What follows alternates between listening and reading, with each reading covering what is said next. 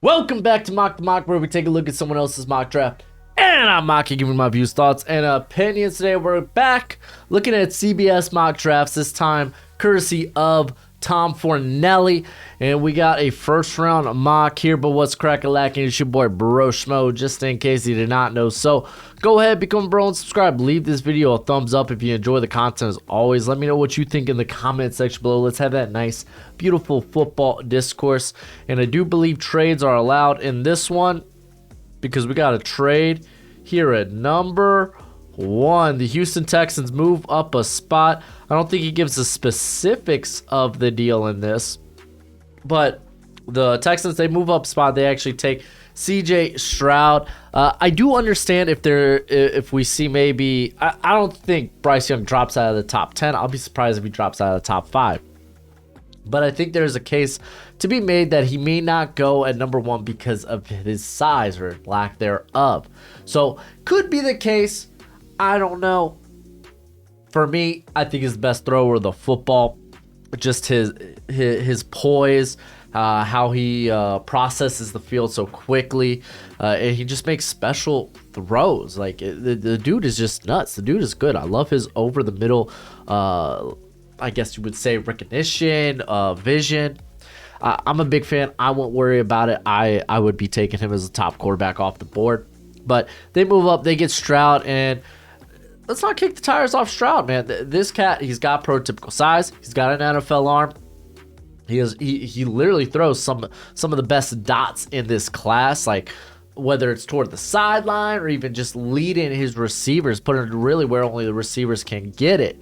Some of the biggest problems with him was under pressure, not so great. Outside structure, not so great. It just kind of was the thing, but the Georgia game, he kind of like those two areas actually were really good for him. So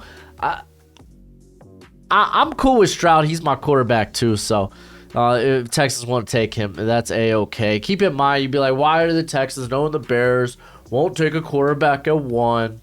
Why do they go? Why do they move up a spot? They move up a spot because that takes away any other team from moving ahead of you. So, because the Bears, teams are calling. What, reports the Titans called? So, like, as far back as pick 11. So, best believe maybe the Raiders, Panthers, the Colts, they'll all be in conversations for that number 1 overall pick, trying to move up. So you block that by moving up to 1 yourself. So don't know the specifics of the trade, but yeah. All right, we got the Chicago Bears here at 2. Jalen Carter, Will Anderson. It is in fact Jalen Carter. So Matt Eberflus, at least when he was over with Indianapolis, not saying he made the decision, but when it came to the defense, it kind of built from the inside out. So it would make sense for him to potentially start the same way, building from the inside out, knowing you're in a very edge deep class as well. That grabbing Jalen Carter and then maybe addressing later picks in an edge deep class with, well, I guess edge. So Jalen Carter is wonderful, man. I can't wait to see how he tests out this week. This week's combine, by the way. All right, we got the Arizona Cardinals. Actually, it's a trade. My mistake. So it's the Carolina Panthers moving up to 3 for Bryce Young. So they move up to 3 to get Bryce Young. I wonder how many trades we're gonna have in here. So I like this move. And like, if you could get, at least in who I regard the top quarterback in the draft, I really feel like that the Panthers have to draft a quarterback in this draft. Like, some way, somehow, ideally, you are taking a quarterback. So them to be able to get Bryce Young here at 3, I think is huge. I like it. We'll see the Colts. I guess they're gonna get Will Levis or Anthony Richardson. You may be like, oh man, I'm not a big fan of those guys. I won't take them inside the top 10. Listen, quarterback value kind of gets overinflated. It's that important of a position to address. So it kind of is what it is. I kind of feel like Irsay would really, really like a guy like Will Levis. Irsay and Chris Ballard, they look at all the tools there.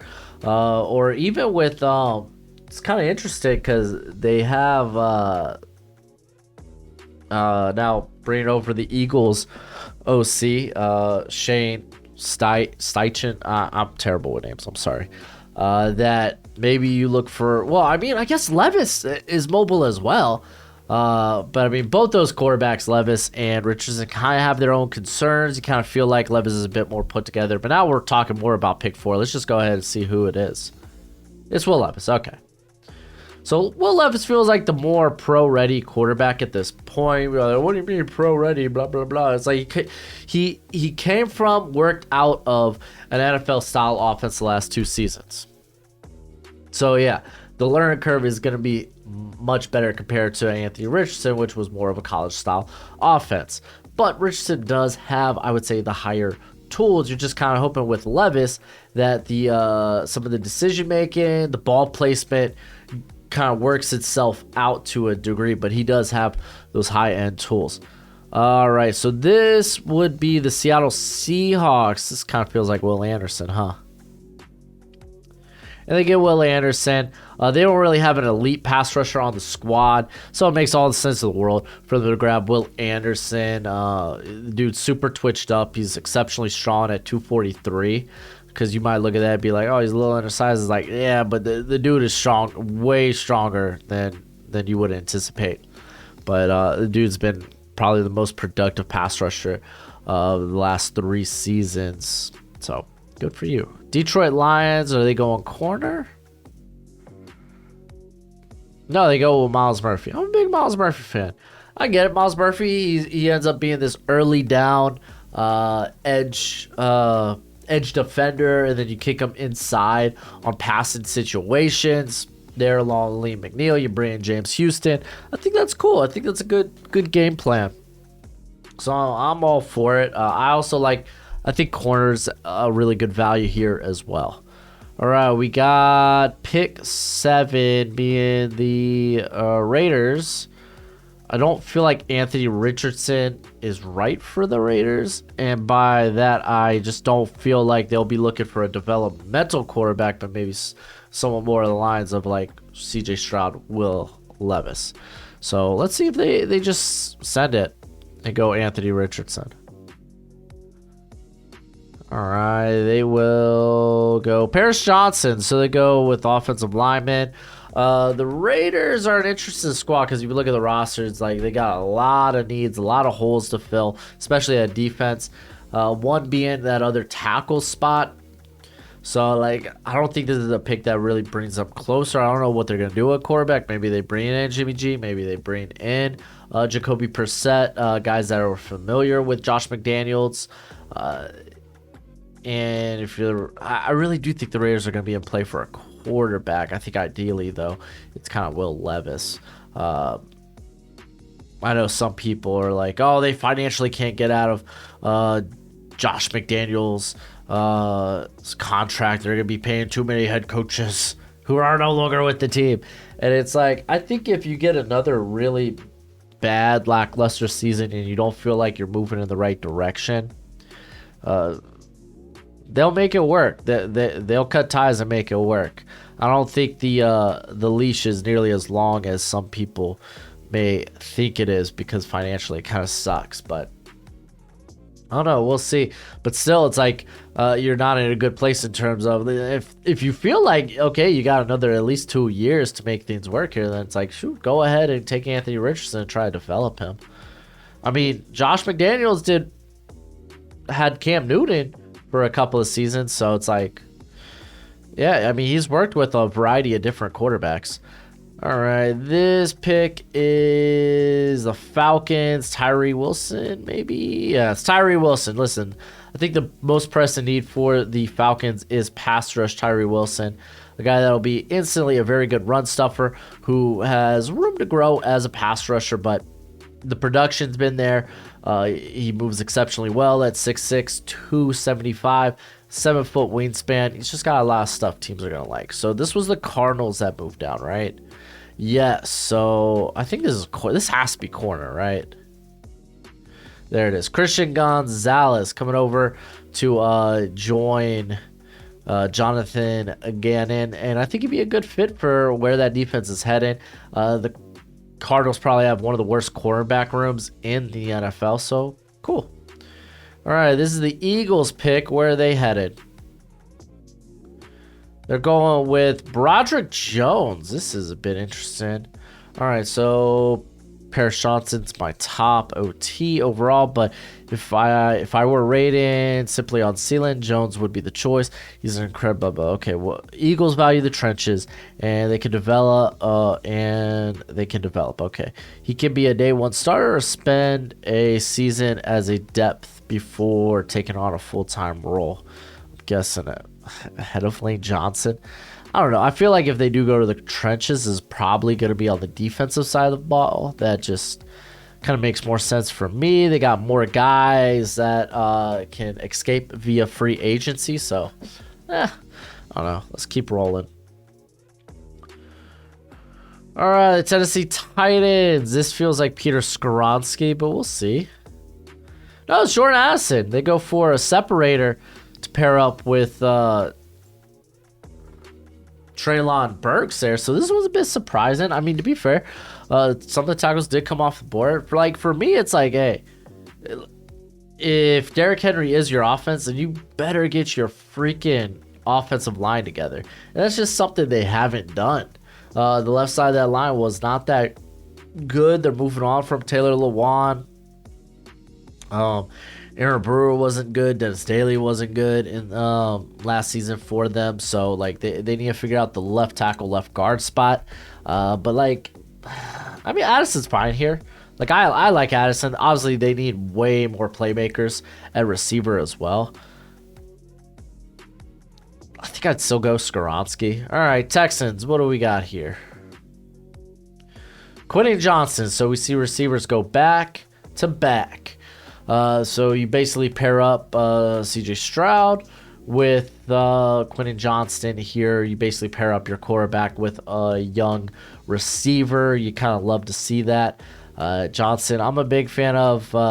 You could go check out my wide receiver rankings where I kind of talk more in depth about him. But he is my wide receiver one. All right, we got the Jets here. No trades. Peter Skoronski. I like the idea of grabbing offensive line here because it just gives you more flexibility along the offensive line in general. So they got Dwayne Brown back, but again, this is a guy basically in the twilight of his career. You have Max Mitchell, who looked all right in spots for performing for a 4th round rookie. So it was like, okay, that's fine. You could keep Elijah Vera Tucker there at guard. Maybe Skoronski, you initially play at center, and then maybe you kick him out to tackle. Mekhi Becton, you really don't know what's going on. With that, doesn't sound like he's a long-term plan for the team anyway, after injuries have kind of like ruined his development, or at least stalled it. So we'll see. I mean, Skoronski could also play a tackle. I think you play all 5 positions if you really need it. All right, we got the New England Patriots going with a Lucas Van Ness. Ooh, so they grab another edge rush to pair up with Matt Judon. Yeah, Judon kind of slowed down the stretch, but that was because they weren't getting a lot of pass rush from other type of players. I don't really have, excuse me, a number 2 guy there. I think like Joshua Uche is a more of a versatile, flexible piece that you could play also off ball if you want, or you could like blitz from a variety of different spots. While he's got a little bend to him on the edge, man, he's just not someone I think you would want primarily consistently coming off the edge. You get a very unique, a very flexible body type in Lucas Van Ness. Is he up to 275? I don't know. We'll see at the combine. It's a bit interesting, but yeah, no, they go with that. I'm cool with it. Patriots can go in a lot of different directions. All right, this one is the Green Bay Packers. They're going with Jackson Smith and Njigba. I actually like this pick. Will they go with the receiver? Probably not, but I like the idea of replacing Randall Cobb, getting that actual slot piece there. Jackson Smith and Njigba, I do think he's probably a slot-only guy. We'll find out at the combine. We'll see how he tests out. Can he like, for those naysayers out there like me, because he did play 90% of the time in the slot, can be like, nah, I have the athletic ability to be able to win from the outside as well. We'll see. I mean, regardless, if you could take advantage of that slot position role, then it's going to be highly valuable to a lot of people. So just to say he's a slot only prospect, it's not really a knock. It just says not all teams really utilize their slot in a high capacity, high volume role. But there are teams out there that'll look at that and be like, oh man, this is probably wide receiver 1 for us because of that. He's a guy that can work out of the slot and be huge. All right. Let's look at the Washington football team. This feels like it's got to be corner, right? I mean, it could also be Osiris Torrance. Cody Mock. Oh, okay. Now things kind of dipped into the strange. For me, Cody Mock, he's probably profiling as a guard in the NFL. I think he's going to need some development. I think in maybe year 2, year 3, you're really going to see, oh, this guy, yeah, he could be a great player. If you're planning to start him early, he's going to go through some growing pains. Like we saw the ups and the downs there at the Senior Bowl, but we also saw the potential of a guy like Cody Mock. So this is far too early for me. I kind of have him in that top 75 area, so more of this like midday 2. So yeah, this one's a bit more outlandish. If I was, they list him at tackle though. But yeah, I'd be more so looking maybe Osiris Torrance if I really want to fill in that guard spot, because they do bring Andrew Norwell back. All right, Steelers, Joey Porter, Devon Witherspoon. Devon Witherspoon it is. I think either are good fits, but I do like the addition of Witherspoon here. Cameron Sutton is a free agent. They just need more talent, more depth, more competition at the cornerback spot. Devon Witherspoon, I think his size is going to be important, how he measures out, but at the same time, how he tests, and we all believe he's going to test pretty darn well. I really do believe the Steelers will be looking at pick 32 or the first pick in the second round. They're going to be looking at like Darnell Wright or DeJuan Jones. I think those are the 2 hot names at that area. All right. Pick 18. This one's the Lions. Let's see what the Lions do here. They go with Joey Porter. He's available on the board. Why not? You could get a top cornerback prospect in Porter. You pair him up with Okudah. You could still make a play for, well, I don't know. Sounds like Jalen Ramsey's going to take a first to get. I mean, maybe you could throw away your first next year for Ramsey. Or I guess you could. Because, like, Ramsey's the guy that also you could play in the slot, too. And the Rams did that during their Super Bowl run. And, I mean, he was phenomenal. Like, they used him all over the place. So, it's like, that's also a move that they can make. Maybe they even throw this pick to get Ramsey. Right now, it sounds like what it's going to take to get Ramsey is a first and a third. For me, that's a little too rich. Yeah, just a little too rich. All right. This is the Buccaneers. Anthony Richardson kind of feels like this be a good spot. Oh, they're going with Michael Mayer instead. They brought in Cade Otton. Otton's like a fine tight end. I think if you're going with a tight end here, like Mayer would be the next guy up. But like I'd probably be looking for one with more receiving capability. Not to say Mayer doesn't have that, but like because he does. He's very, very competent receiver, very good at being a good like security blanket. But I don't know. Maybe I'm looking round 2. Really, I feel like there's just bigger needs for the Buccaneers here. All right, Anthony Richardson to the Seahawks. I mean, he's got to come off the board eventually. No, it's Brian Brazee. So they get a nice interior player. I think they might want to. I mean, it's fine here because they grabbed Will Anderson. He's more of an edge. You get a guy. You get Brazee who's gonna play like 3 tech, 5 tech there. They could also probably upgrade like the nose tackle position. But I think it's fine. There's good value. Brian Brazee, a guy that's slipping down people's boards because it wasn't like an ideal season for him. Superchargers, they're going with Kayshon Boutte still in the first. Listen, this dude's got a lot of questions to answer because last year the play wasn't spectacular. It did look like he wasn't nearly as explosive as we've seen in years past. And also keep in mind, he had 2 ankle surgeries prior to this past season. So how he tests out is going to be pretty important. That's kind of the first question. And then you look at all the character stuff where you had him essentially it looked like he was going to be leaving LSU at the beginning after the first game of the season against Florida State, where he removed everything LSU from his social media. It looked like he was either declaring for the draft and opting out the rest of the season or transferring. Then him and Brian Kelly reconcile. He comes back. He's just not nearly as good.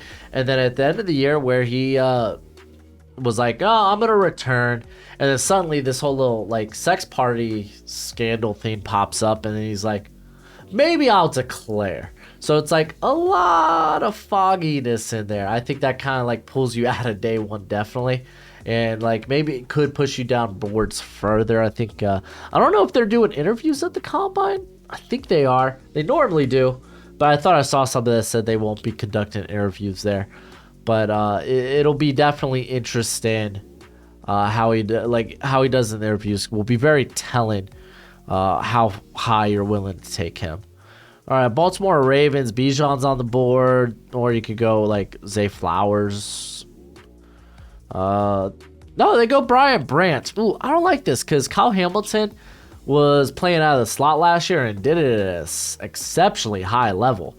And like, if you grab Brian Branch, does this mean, okay, now you're pushing Kyle Hamilton to a Chuck Clark role, and maybe you're moving forward or moving away from a guy like Chuck Clark? I kind of like, if you're like, the options here for me are like outside corner, receiver, or Bijan.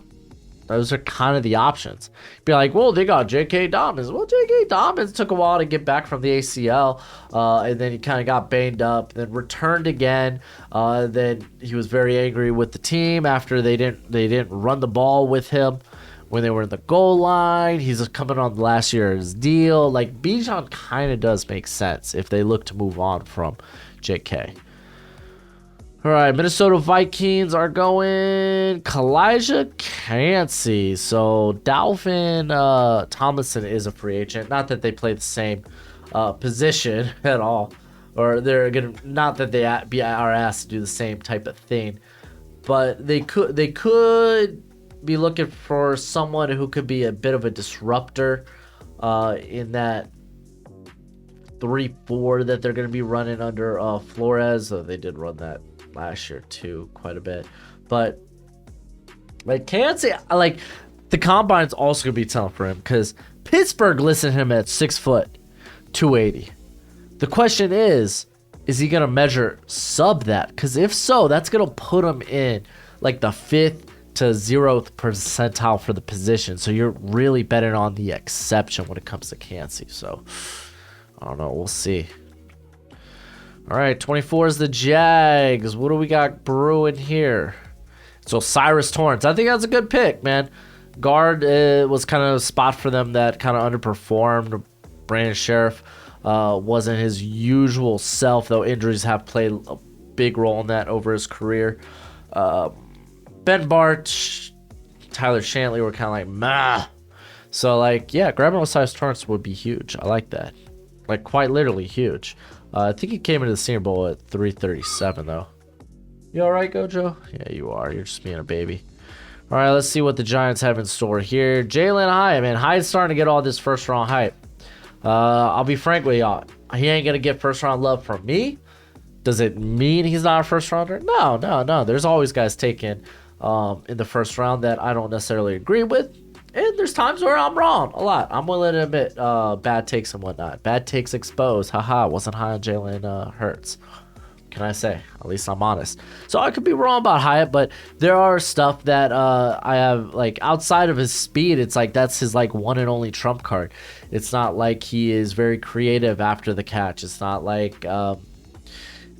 It's not like he's this very good route runner either that he's easily knocked off of routes because he just lacks that physicality. I know he's put on size, but still he struggles with physicality during the route. So it's like you're really just kind of betting on he's this speed demon that you could that just works in the NFL, and I feel better about that in the second round rather than taking it here in the first. So yeah, but Giants do need receivers. All right, the Saints. Who are they going with here? Trenton Simpson. No, my bad. It's the Cowboys. Ha! That's my bad. I think the Cowboys are going to be content with what they have at linebacker and Damone Clark. They do have Jabril Cox. Hopefully he can stay healthy. He's kind of been banged up the last 2 years. Maybe you bring Anthony Barr or Van Esch back on like team-friendly deals. So, I mean, they could, but I feel like if Bijan's here, because they have yet to use the franchise tag. Well, I mean, not that they can, but franchise tag has not been used yet. We'll find out more on the franchise tag in the next couple of weeks. But they haven't used it on Tony Pollard. I mean, they would love to get a Zeke Steele. Like, Bijan feels like a Dallas pick here. I like the idea of trying to get a jump on the next tier of corners and going ahead and grabbing who you think's a good fit for your scheme. Other areas they could go. No, I think Bijan or a corner. I think those are the two areas. All right, Saints aren't the next pick. They're pick 29, so we still got 27 and 28, which means 27. Buffalo Bills. Antonio Johnson. This is one everyone's kind of penciling in there because there's questions at the safety position with Poyer, free agent, Hyde, free agent next season.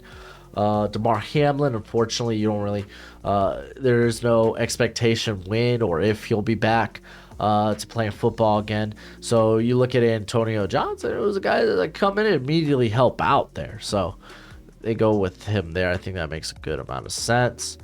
Pick 28 is right before, it's the Bengals, right? It's the Bengals. This better be tackle. Darnell Wright, there it is. I like this because Darnell Wright I think he can immediately come in because I would cut La'el Collins. That's just my opinion. I get it. It'd be like, oh, he's been banged up. He's been having nagging injuries, since his final year with Dallas. And it's like, yeah, well, the guy needs to be healthy enough to play on the field. Like, he was still dealing with nagging injury during the season. Didn't play well, and then the ACL tear. I believe it was ACL tear. So it's just not a good look. Just go ahead, cut your ties, move on. Bring in Darnell Wright, immediately insert him there at right tackle. I like that. All right, now it's the Saints. Because this pick got passed around a lot. Went from the Niners to what? Went from the Niners.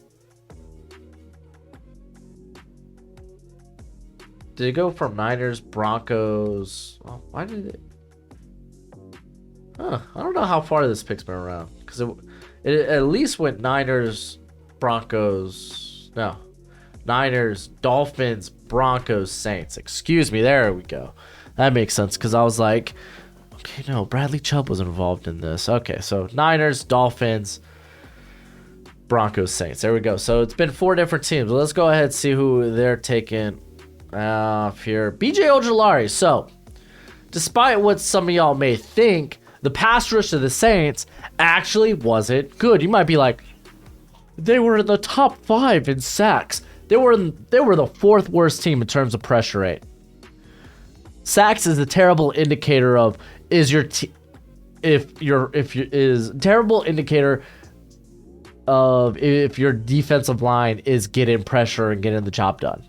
Because when you look at that, oh, they got a lot of sacks, but their pressure rate was dog water. It just means the few times they're able to get pressure, they're usually coming up with sacks. It doesn't mean they were constantly getting after the quarterback and it led to a lot of sacks.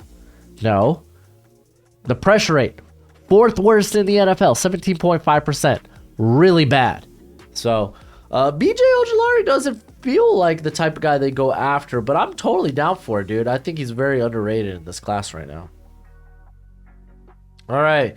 Philadelphia Eagles. They get Bijan. No? I totally thought it was going to be Bijan. They go. Bijan's not been picked yet. Yo, I swear, if he's going to Kansas City, this is ridiculous. That'd be ridiculous. All right, so they get Cam Smith here. They'll likely need more cornerback help. James Bradbury's a free agent. Darius Slay's up there in years. They really have nothing behind them. So Cam Smith makes sense. I feel like Cam Smith, though, this combine is gonna be important. See how he tests in terms of high-end athletic traits compared to the rest of the guys kind of in this next tier at corner. Nolan Smith. Did I just miss Bijan?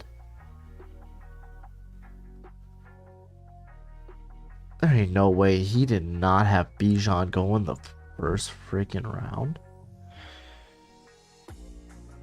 Well, shoot. No Bijan in the first round. So they go with Nolan Smith. I don't think this is Steve Spagnuolo's type of pass rusher.